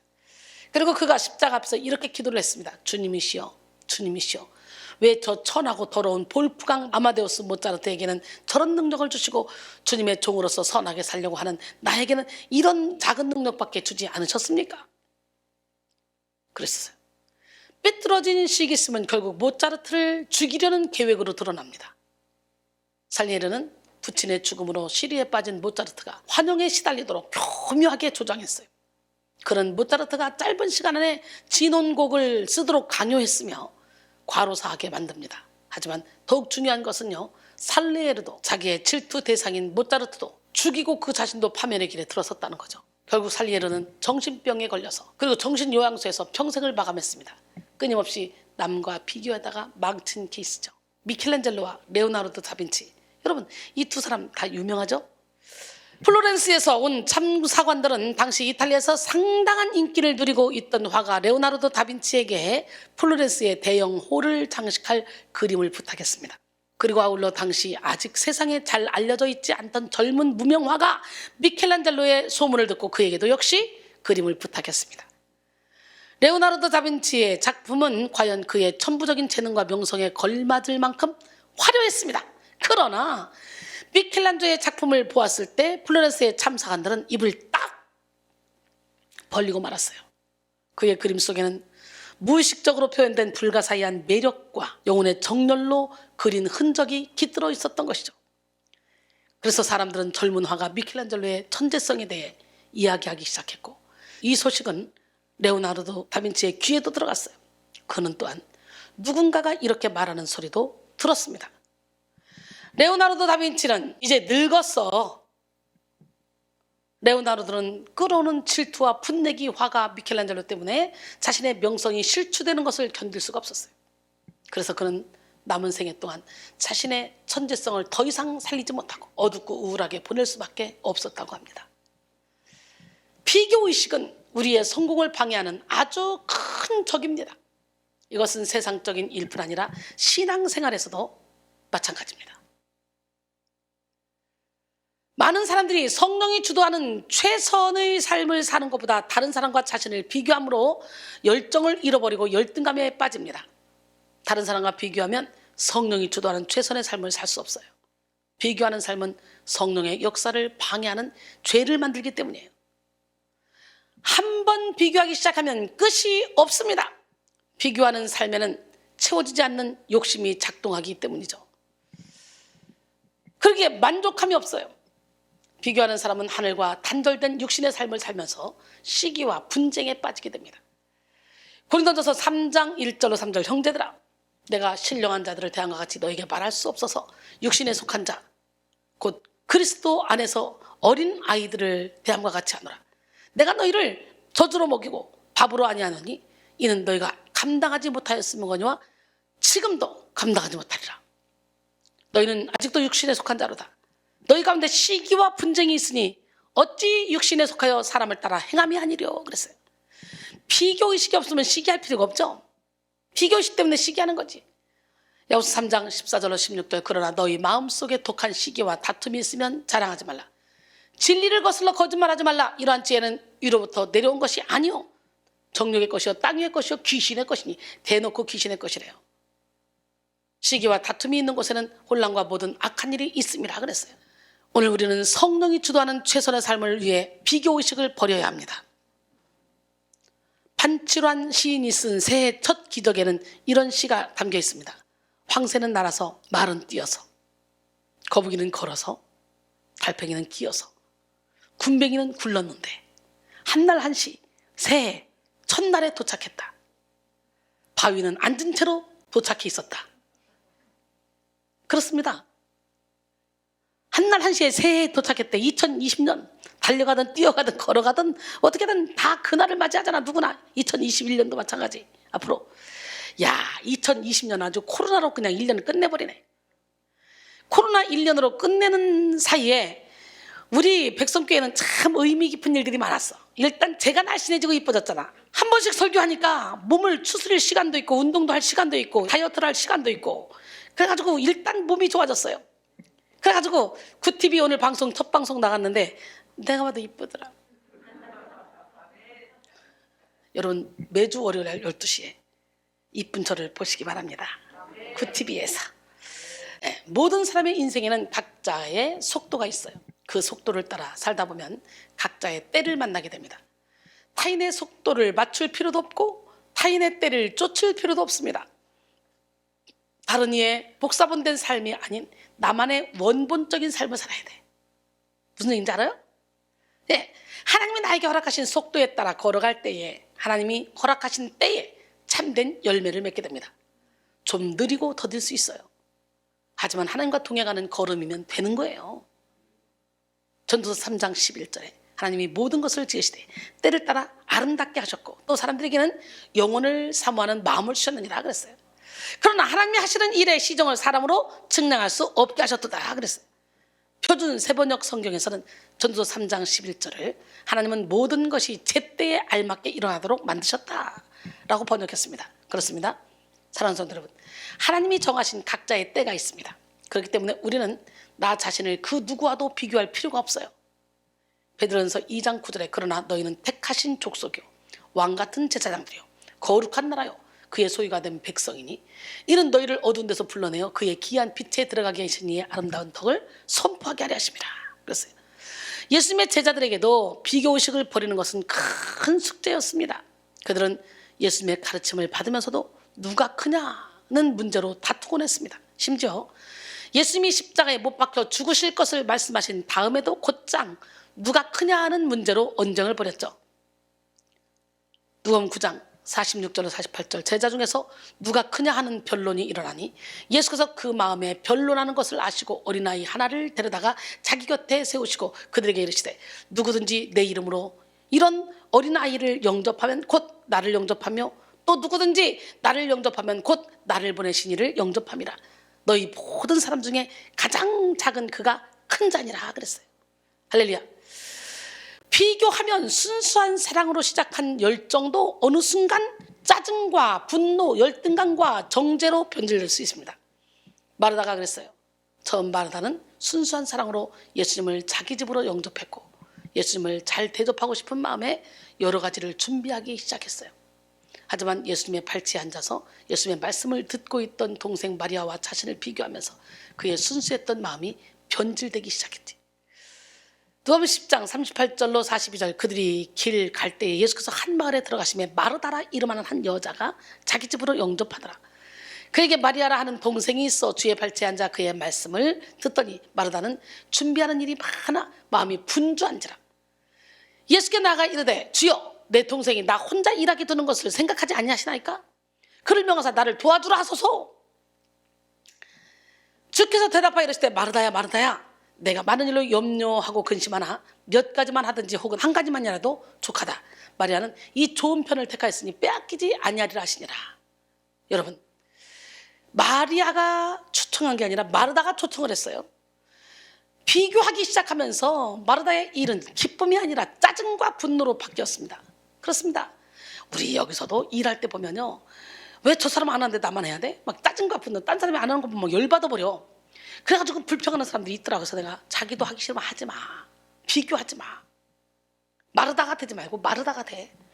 일단 말씀을 들어야 예수님의 뜻을 알게 되고 예수님의 마음을 알게 되니까 예수님의 뜻을 이루어드릴 수 있는 거지.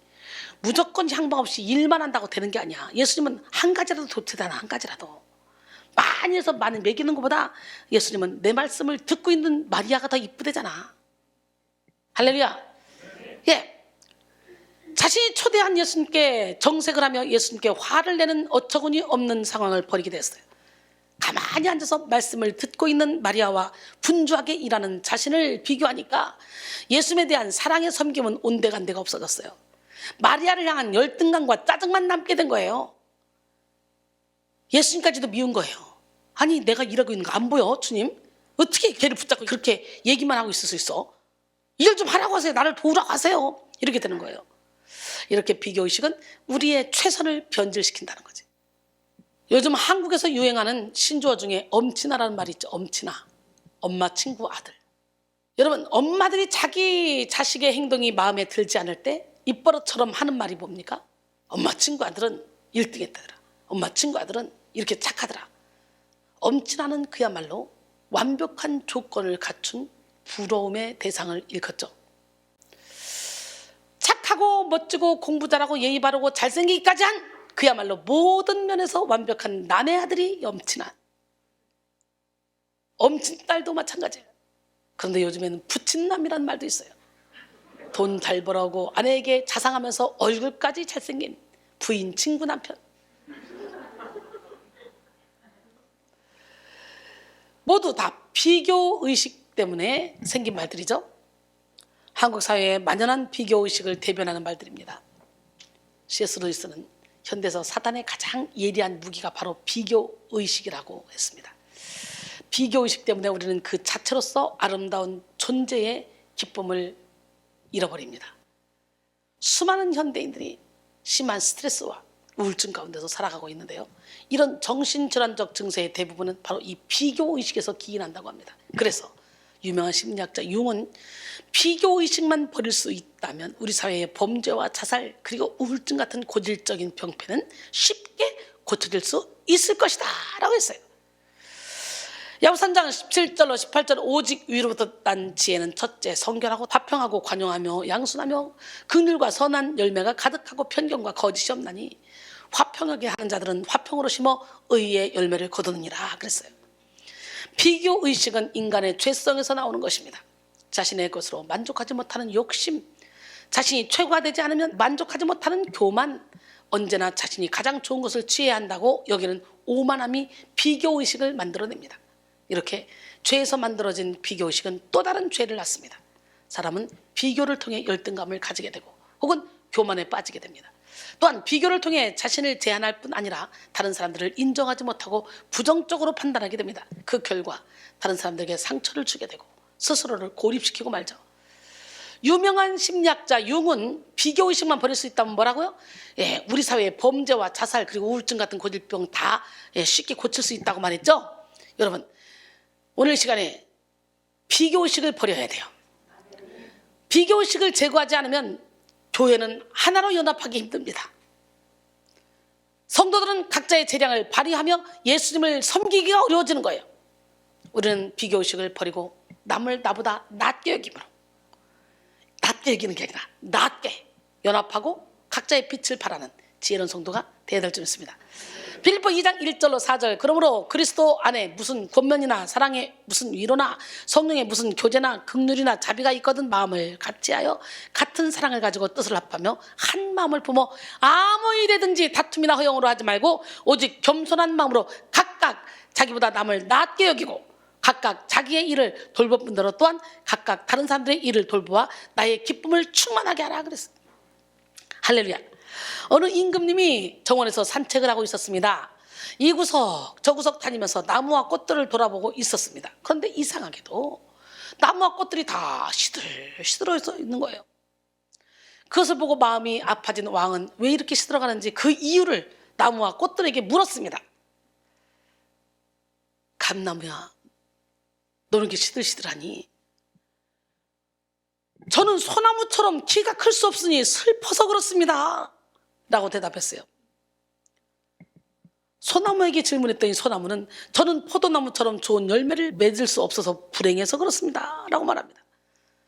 또 포도나무에게 물었어요. 그랬더니 포도나무는 저는 장미꽃처럼 아름다운 꽃을 피울 수 없어서 불행합니다 라고 대답했어요.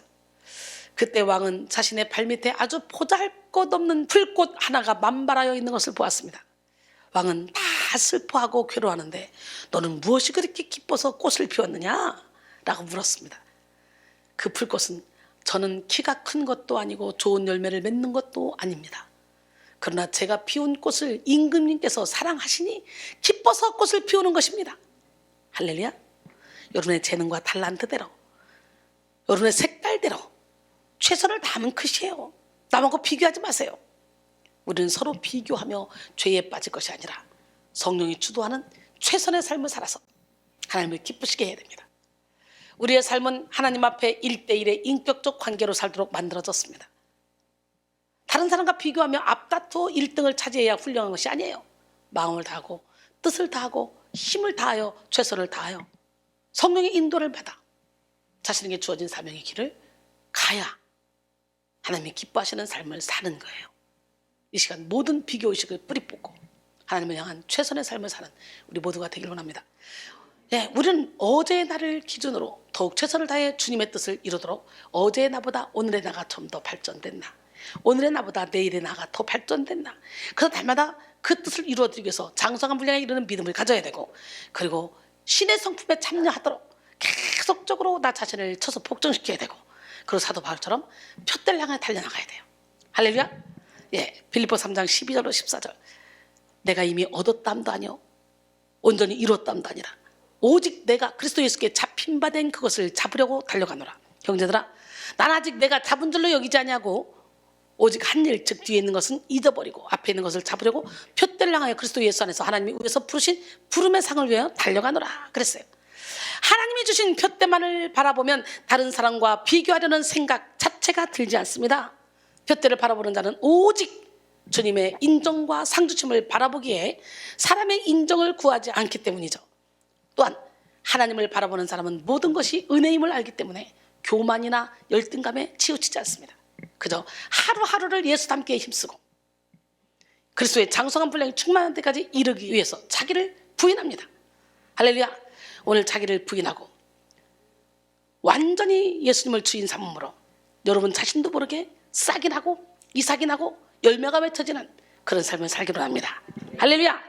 에베소 4장 13절로 14절 우리가 다 하나님의 아들을 아는 것과 믿는 일에 하나가 되어 온전한 사람을 이루어 그리스도의 장성한 분량이 충만한 데까지 이루리니 이는 우리가 이제부터 어린아이가 되지 아니하고 사람의 속임수와 간사한 유혹에 빠져 온갖 교훈의 풍조에 밀려 요동하지 않게 하렵니다. 그랬어요. 사랑하는 성도 여러분, 비교하는 순간 우리의 최선은 성령이 주도하는 최선이 아니라 악령의 조정을 받는 최선이 됩니다. 성령이 주도하는 최선이 성령의 능력으로 성령의 스케줄에 맞춰서 사랑의 동기로 헌신하는 것이라면 악령의 조정을 받는 최선은 육신의 능력으로 육신의 소욕에 따라서 이기적인 동기로 다투는 것입니다. 그 다음에 성령으로 시작했다가 육체로 마치는 최선이 되지 않기 위해서 두 번째 뭐냐? 완벽주의를 버려야 돼요. 뭘 버려야 돼? 악령의 조종을 받는 최선은 대개 완벽주의의 모습을 띠기 쉽습니다. 완벽주의는 지나치게 꼼꼼하고 철저하며 결코 실수를 하지 않으려는 태도를 말하죠. 상담심리치료 전문 손매남 교수는 완벽주의에 대해서 완벽주의자들은 사랑 없이 양육되어 거절에 대한 불안감이나 받아들여질 수 없는 절대적 행동을 억압하려는 욕구의 결과로 완벽주의를 만들어갑니다.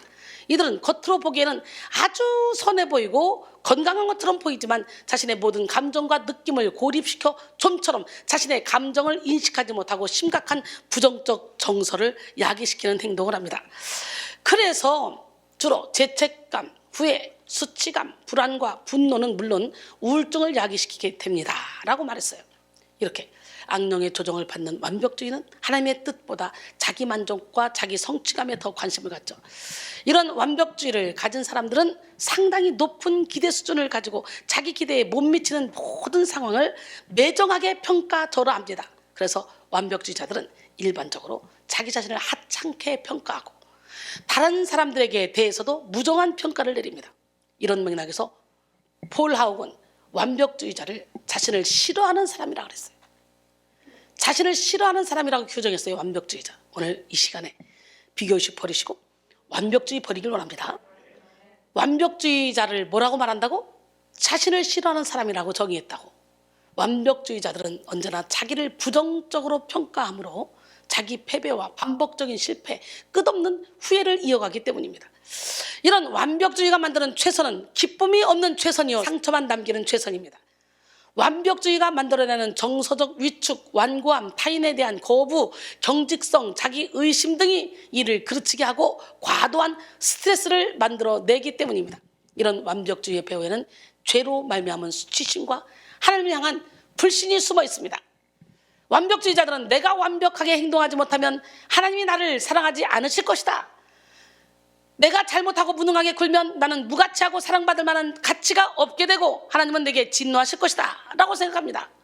그리고 하나님의 공급과 용서의 은혜를 믿지 않은 채 육의 노력으로 영적인 성과를 얻으려고 하는 그런 무모한 시도를 하죠. 이처럼 완벽주의자들은 아무리 최선을 다해도 그 최선은 하나님과 멀어지는 최선이지 하나님과 가까이 가는 최선이 아닙니다. 또 이웃과 자신을 망치는 최선입니다. 오늘 그러기 때문에 완벽주의자가 돼서 최선을 다할 때 이거는 하나님과 점점 멀어지고 이웃과도 점점 멀어진다는 걸 깨닫고 오늘 여러분 모두가 다 성령 안에서 성령이 주도하는 최선을 다해야 될 줄 믿습니다. 완벽주의의 최선은 반드시 버려야 돼요. 코넬리아 마크는 자신의 책 완벽주의의 작별을 구하다에서 완벽주의로부터 자유롭게 된다는 것은 온전한 나로 사는 것인데 이는 하나님을 신뢰하는 법을 의미한다. 할렐루야. 우리 삶을 온전하게 만드는 이는 우리 자신이 아니라 바로 하나님이시기 때문이다. 수많은 상황들과 관계 속에서 더 완벽하기 위해 싸울 필요가 없다. 하나님을 신뢰함으로 하나님의 은혜와 용서 안에서 사는 법을 배우기만 하면 되는 것이다 라고 말합니다. 사실 우리가 아무리 우리 선에서 최선을 다하고 몸부림쳐 노력한다 할지라도 하나님 앞에서 우리는 부족할 뿐이에요. 하나님은 허물과 죄로 죽을 수밖에 없었던 우리를 당신의 모든 것, 심지어 하나뿐인 독생자 아들까지도 아낌없이 다 내어주시고 우리를 구원해 주셨어. 우리가 죄인이었을 때. 로마서 5장 6절로 8절, 우리가 아직 연약할 때 기약대로 그리스도께서 경건하지 않은 자를 위하여 죽으셨도다. 의인을 위하여 죽는 자는 쉽지 않고 선인을 위하여 용감히 죽는 자가 혹 있거니와, 우리가 아직 죄인 되었을 때 그리스도께서 우리를 위하여 죽으심으로 하나님께서 우리에 대한 자기의 사랑을 확증하셨느니라 그랬어요. 할렐루야. 하나님은 이처럼 우리가 도저히 용서받을 수 없는 처참한 그런 죄인의 모습일 때에 우리를 찾아오셨어요. 그리고 아무런 자격 없는 우리에게 완전한 사랑을 보여주셨습니다. 이처럼 우리는 결코 갚을 수 없는 큰 사랑과 은혜의 빚진 자라는 걸 깨닫고, 우리도 그 은혜의 빚진 자답게 믿지 않는 많은 사람들 주님께로 인도하는 축복의 통로가 되길 원합니다. 십자가의 보혈을 힘입어 나가는 우리 모두가 돼야 돼요. 우리는 연약하지만, 우리는 부족하지만 주의 보좌에 우리가 나갈 수 있어요. 무엇 때문에? 예수의 피 때문에, 예수 그리스도의 십자가 때문에. 십자가에 보여 온전하신 사랑이 우리를 구원해 주셨습니다. 내가 손과 발이 못이 박혀야 되는데, 내가 십자가를 져야 되는데 주님이 나를 사랑하셨어요. 왜 나를 사랑하셨을까? 전도서에서 고백한 것처럼 청년 때 창조주 하나님을 기억하며 하나님 말씀을 지키며 본분을 다하라고. 할렐루야. 오늘 이 시간에 우리 함께 찬양합니다. 왜 날 사랑하나? 사랑이 구주를 죽게 했네. 하나님, 왜 나를 사랑하십니까? 왜 나를 이렇게 영적인 비밀을 깨닫게 하십니까?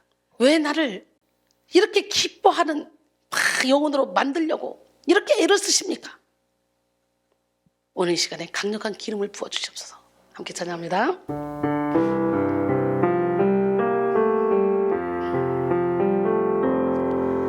사랑이 구주를 죽게 했네. 왜 날 사랑하나?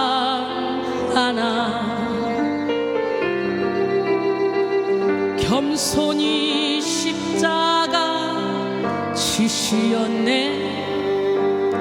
왜 날 사랑하나?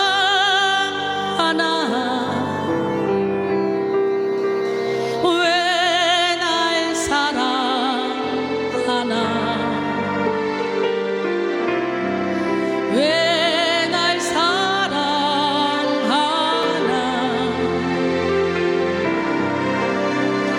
왜 주님 갈보리 가야 했나?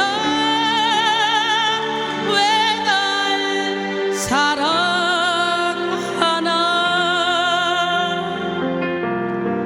그 손과 발 날 위해 지키셨네. 왜 날 사랑하나?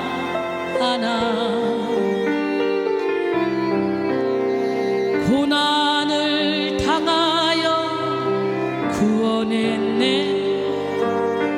왜 날 사랑하나?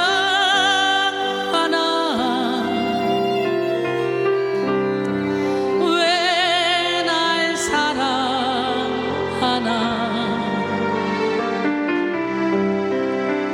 왜 날 사랑하나?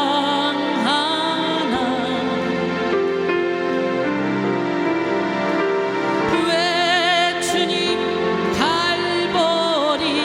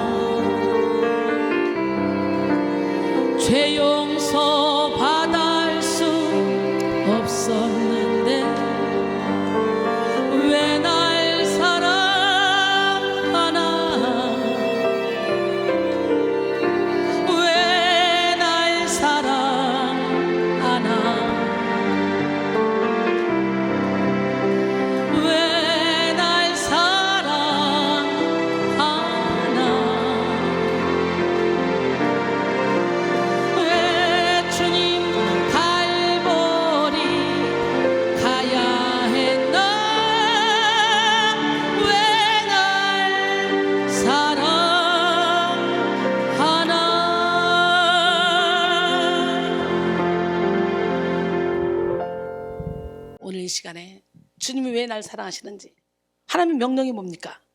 하나님 사랑, 이웃 사랑이잖아요.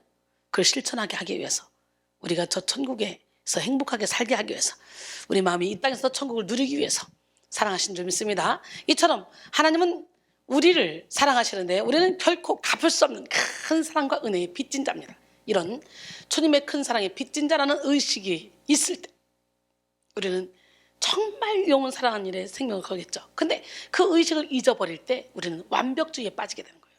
우리는 이런 완벽주의가 얼마나 육적이고 어리석은 것인가 깨닫고 하나님의 사랑 안에서 담대하게 최선을 다하는 법을 배워야 될 줄 믿습니다. 요한일서 4장 16절로 19절, 하나님이 우리를 사랑하시는 사랑을 우리가 알고 믿었느니 하나님은 사랑이시라. 사랑 안에 거하는 자는 하나님 안에 거하고 하나님도 그의 안에 거하시느니라. 이로써 사랑이 우리에게 온전히 이루어진 것은 우리로 심판의 날에 담대함을 가지게 하려 함이니 주께서 그러하신 것 같이 우리도 이 세상에서 그러하니라 그랬어요. 사랑 안에 두려움이 없고 온전한 사랑이 두려움을 내쫓나니 두려움에는 형벌이 있습니다. 두려워하는 자는 사랑 안에서 온전히 이루지 못하였느니라. 우리가 사랑하면 그가 먼저 우리를 사랑하였습니다 그랬어요. 여러분, 행동보다 중요한 것은 행동의 동기입니다. 무조건 열심히 하는 것이 능사가 아니에요.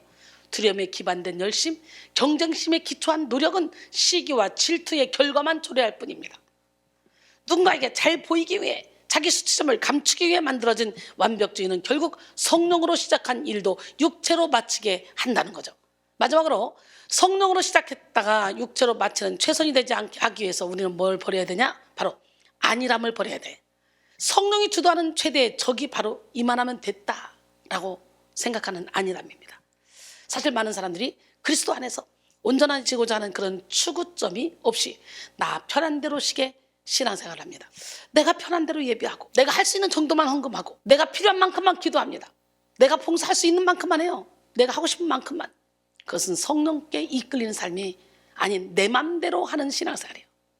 존 파이퍼는 최선을 다하는 것에 미달하는 것은 죄이다. 단지 정도껏 하는 것은 잘못이다 라고 말합니다. 에레미야 48장 10절에 보니까 하나님의 일을 게을리한 자는 저주를 받을 것이요, 자기 칼을 금하여 피를 흘리지 않는 자도 저주를 받는데요. 오늘 우리가 하나님 앞에 최선을 다할 때는 어둠의 영이 비집고 들어갈 틈이 없다는 걸 깨달아야 돼. 그러나 이 정도면 충분하지, 난 할 일 다 했어 라는 아니란 생각에 한번 빠지죠. 그러면 틈이 생겨버려. 결국은 하나님께 최선을 다하지 않는 순간 어둠의 영이 틈타서 나도 모르게 이 정도면 됐어 하고 안일함에 빠지게 된다는 거죠. 우리는 성경 진리를 통해서 내 인생의 참된 가치는 무엇인지, 또 나를 통해 이루고자 하시는 하나님의 뜻은 무엇인지 깨달아야 됩니다. 그리고 그 목표를 따라 사는 일에 헌신해야 돼요. 그것은 곧 우리 안에 그리스도의 형상을 이루어간다는 의미입니다. 우리는 마땅히 이런 삶을 위해 부단히 애를 써야 합니다. 이런 추구점이 없을 때 우리는 비록 큰 은혜의 경험을 가지고 있다 할지라도 금방 안일함에 빠지게 되는 거예요. 에베소 1장 17절로 19절, 우리 주 예수 그리스도의 하나님 영광의 아버지께서 지혜와 계시를 너에게 주사 하나님을 알게 하시고 너희 마음의 눈을 밝히사 그의 부르심의 소망이 무엇이며 성도 안에서 그 기업의 영광이 풍성함이 무엇이며 그의 힘의 위력으로 역사하심을 따라 믿는 우리에게 베푸신 능력의 지극히 크심이 어떠한 것을 너희로 알게 하시기를 구하노라. 바로 오늘 이 시간에 하나님이 예비하신 모든 축복을 받아 누릴 수 있도록 성령의 인도를 받아야 될 줄 믿습니다. 하나님의 영이 여러분에게 임해서 하나님을 알게 되는 시간이 되기를 원합니다. 우리는 성령 안에서 꿈을 꾸고 비전을 회복하여 안일함을 버려야 되는 거예요. 그리고 기회가 있을 때, 생명이 있을 때, 시간이 있을 때 시간을 아끼고 물질을 아끼고, 그리고 최선을 다해서 하나님이 기뻐하는 일에 사명을 감당하는 우리 모두가 되어야 됩니다. 이를 위해 먼저 사명을 위한 준비를 부지런히 해야 되겠죠.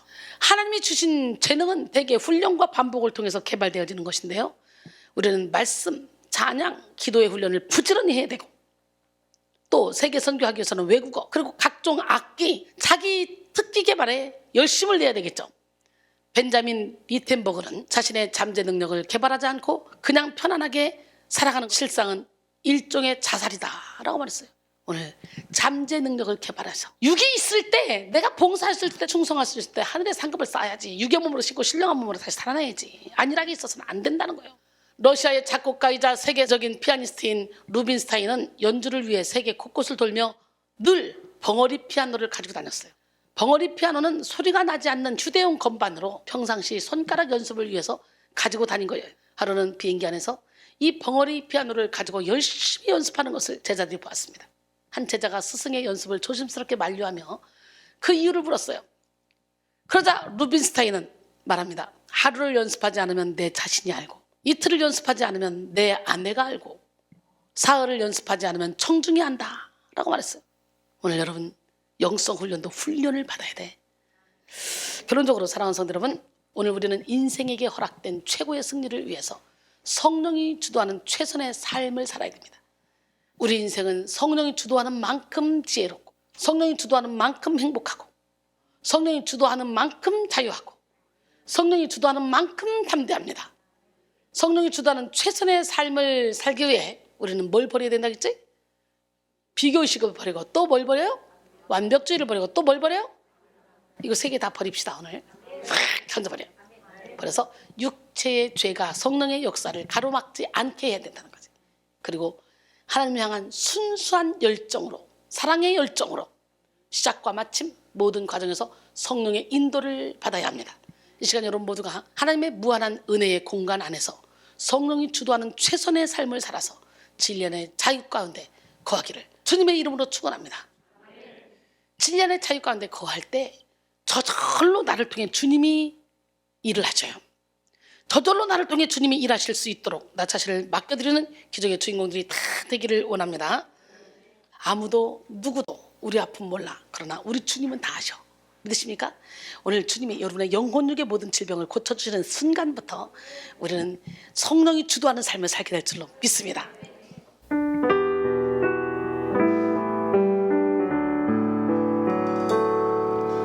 아무도 누구도 이 아픔 모르고 그저 외면했었네. 하지만 단 한 분 내 모습 이대로 그저 사랑하셨네. 내 생각 가지고 욕심껏 살았던 내게 찾아오셨네.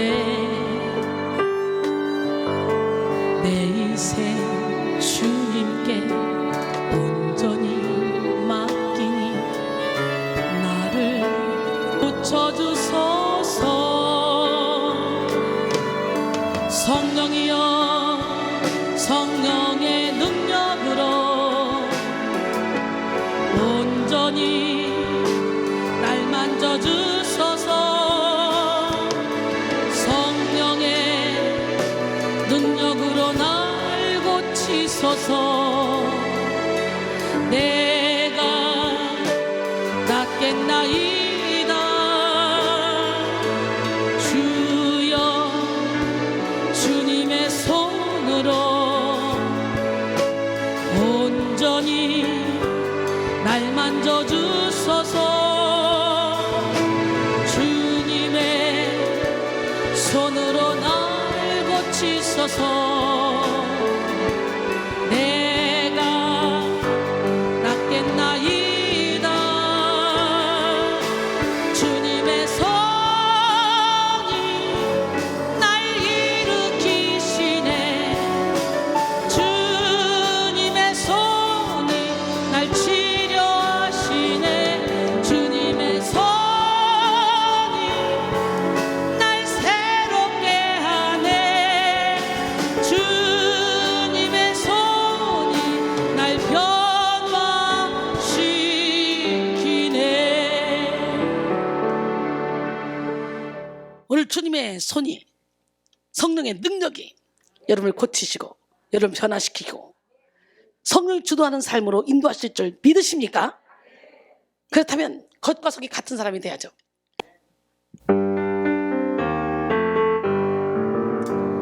잔과 대접에 것은 깨끗이 하되 눈먼 바리새인처럼 그 안에는 탐욕과 방탕으로 가득한 내 영혼이여. 겉으로는 눈먼 바리새인처럼 거칠한 무덤 같이 옳게 보이지만 안으로는 외식이 가득한 내 영혼이여. 너희는 먼저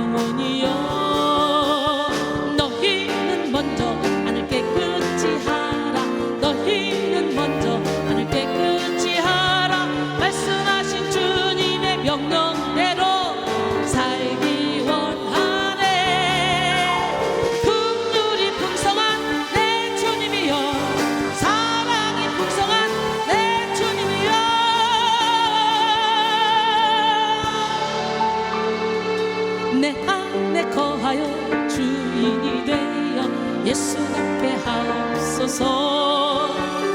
내 안에 거하여 깨끗게 하사 열매 맺게 하옵소서.